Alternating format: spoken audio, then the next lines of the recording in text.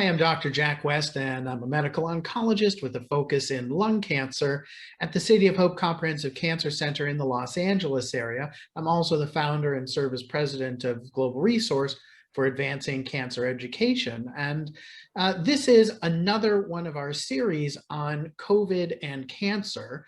I'm very happy to be joined today by Dr. Benjamin Levy and Dr. Jared Weiss. So let me turn it over. I'll have Dr. Levy introduce himself. I'm Dr. Benjamin Levy, and I'm Associate Professor at Johns Hopkins School of Medicine and the Clinical Director for the Johns Hopkins Sidney Kimmel Cancer Center at Sibley Memorial in Washington, D.C. And Dr. Jared Weiss. I'm Jared Weiss. I'm a medical oncologist specialized in thoracic, Associate Professor of Medicine at UNC, Section Chief of Thoracic Oncology there, and Vice President of GRACE. So with that, let me turn to telemedicine, because that was something that changed our world of necessity in March and April of 2020. And for several weeks, we came to learn what was feasible, but also some of the limitations. And I think we've gotten somewhat better with dealing with the immediate challenges, because it's something that shouldn't be rolled out in days if you can avoid it, and does have some learning curve. But I think among us, we're in different places on the spectrum of how we feel about where telemedicine should end up as a long-term component of oncology. ASCO has put out a position statement really articulating that they are very supportive of keeping reimbursement there and lowering barriers for interstate licensing to make it more possible. I am a proponent of the concept very much. I would love to have us do more telemedicine, but it's absolutely not the right tool for every job. It's, I think, just a question of how big the minority of situations or patients is for whom it's well suited. Where are things at your institutions and among your colleagues in terms of their level of interest? Are they like, can't wait to incorporate this as an ongoing tool, versus I am so happy to not have to do this anymore, I can't get rid of it soon enough?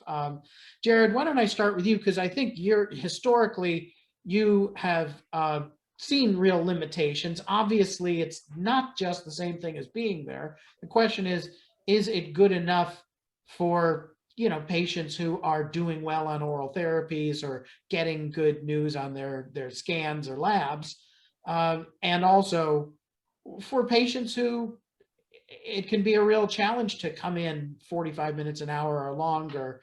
That can be a real issue. And so where are you on the benefit versus risk side of this for many patients?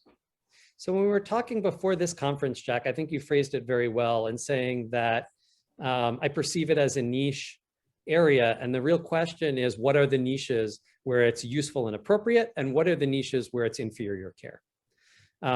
So as you pointed out, during the pandemic, it became a necessity. We had to protect our patients. We had to keep them away from our medical centers, away from other people. And that situation has changed. So looking to a post-pandemic world, what's the role here? So I think that for the default patient visit, so you're talking about a patient with the resources to come in, it's not a hardship. I think the default patient visit should be in person. There's a tremendous power from a technical perspective in being able to draw blood if you need to, being able to examine someone. There's a tremendous value from a human perspective of reading each other's body language and being in person. To in person, that it is just better care for the default visit. And that's actually the stance of my medical center as well, that the default visit should be in person. That said, I do think that there are some niches where telemedicine or rather video medicine is superior care. So for one classic niche example for me would be my TKI patient. So patients on next generation TKIs are unlikely to have awful side effects happening, right? These drugs do have real side effects. I don't want to ignore that, but something awful, you need them in person, you're going to hospitalize them, far less likely. They are far less likely to progress. So you're less likely to be having difficult conversations, and they're far. And so I think those are to me a prime example of a day-to-day visit that can be conducted very well by virtual care. How do you feel? Doc, I feel fine. How are my labs? They're fine. How are my scans? Your cancer's still beautifully controlled. Great. How are the grandkids, right? That's what we're doing in person. I would love to save, and I am routinely saving patients hour to 3 hour drives. Because, you know, Jack, you referenced 45 minutes as being long. Actually, our barrier to starting to think to refer people locally or to use virtual care is closer to 3. I mean, we have a lot of patients traveling about 3 hours, either because they can to get academic care or clinical trial care, or because they have to because we're the state hospital. So that's one niche where I really like it. The other niche where I really love it is for consultative practice. I think every patient deserves multiple opinions, and I would love to democratize this. I think that a patient in North Carolina should be able to get an opinion in Washington, D.C. or California if that's what they want, and vice versa. So I agree with ASCO to lower the barriers to interstate licensing. I think patients should be able to get an opinion wherever they want, explore other opinions on their care, explore trials elsewhere, and with lower barriers to not travel, right?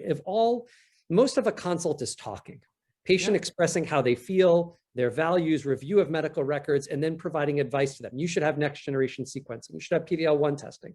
This trial in XYZ place might be a good option for you. That's a great place as long as it can be done right.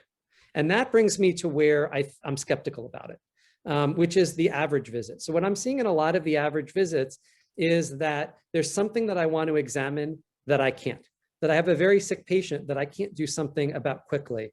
And the even more mundane, that I'm understanding every other word that they're saying, and that the connection is constantly breaking down, and the meat of what we should be talking about isn't happening. Now, there are technical solutions to that, right? Technology can evolve, our logistics can evolve, right? We could have centers where patients go to that has great bandwidth, great lighting, that you can get a high resolution photo of a rash. There are answers to these, to my skepticism about some of the day-to-day, but I still do come down to the idea that if there isn't a concrete definable reason to not do the visit in person, like poor resources, or patient lives 6 hours away and we're just going to talk, or there's really no need because the patient's not going to have progressed or have a big problem, they're a TKI patient. There isn't a reason you can describe to your elderly parent why it should be a virtual visit, then my feeling is that better medicine is in person. Well, let me also clarify, and I'll turn it over to Ben as well, that ASCO has said they think that people should ideally have a patient-physician relationship initiated with a live visit before turning it over. But that's different from a consultative, one-off second opinion. That just what you said, that in fact, we do have this issue that for far too many people, an opinion from a subspecialist is geographically inconvenient, if not patently inaccessible. And that does really democratize things, being able to, get on a visit with people. It's not perfect because you've traded some iniquities for others. You have bandwidth and, hearing and vision and tech savvy, and all those issues are real, but they are addressable, and we have barely made an effort at that yet.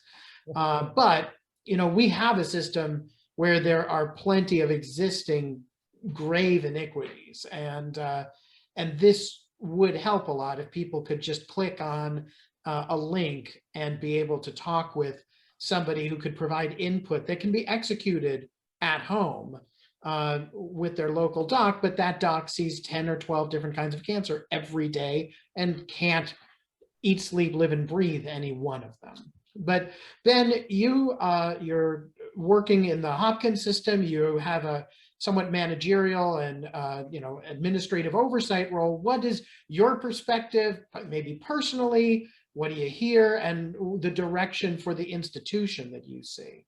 Yeah, I think that the institution recognized moving forward, there's probably going to need to be a balance, and that balance incorporates some of the scenarios that Jared mentioned. I think from an individual level, it just depends on who you talk to. Really, I think people have strong feelings about this, as you know, Jack and Jared. Some people have loved it and been able to. None of us have strong feelings on anything.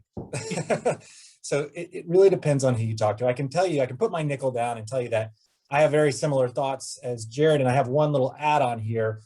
I said this on the last meeting that we had, our Zoom video that we did, is that the conversations and the relationships that develop are very different when they're in person versus over internet stream.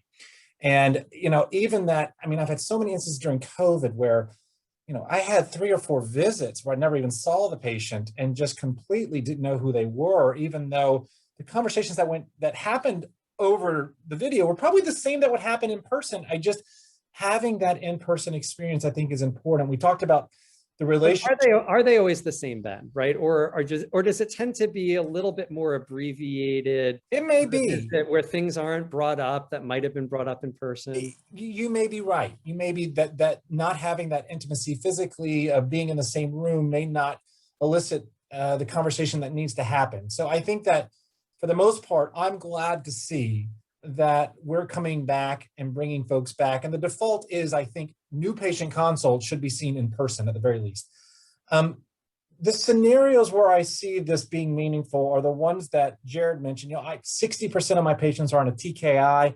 I'm still trying to figure out why I see so many driver positive patients. But so this is a big deal for us. And in terms of toxicity check, in terms of imaging review, I think these are opportunities where, usually before COVID, I would have a patient come in, do the scan, and the next day they would come and see me again for follow-up because the read is not done sometimes in over 24 hours. So, having the scan and then doing a video visit, even if the patient lives 5 miles away, has been, I think, important. And as long as we have guardrails on what the conversation is going to be about, I think you can achieve as much over video, over Zoom, as you can over telemedicine as you can in person. I think toxicity checks, of course, are one of the ways. Other than that, there's one that I would say that hopefully we can move forward and maybe explore, and that's with clinical trials. Some of these That was going to be a question. 15 and 22 visits, it's excluding some of our patients from these trials. So there is an opportunity, I think, to leverage this new platform. It's got to be done carefully. It's got to be done meaningfully. It's got to be done iteratively to figure out how to do this. But patients traveling and spending, so much time here is a barrier to clinical trial enrollment. So if we can do this in the right way, I think there is an opportunity. But for the most part, I'll just say, I want my patients back. I really do. And I think the institution would like to see the patients back for perhaps many reasons, but would like to see them in person. And I also would say, it's good to see the physicians back.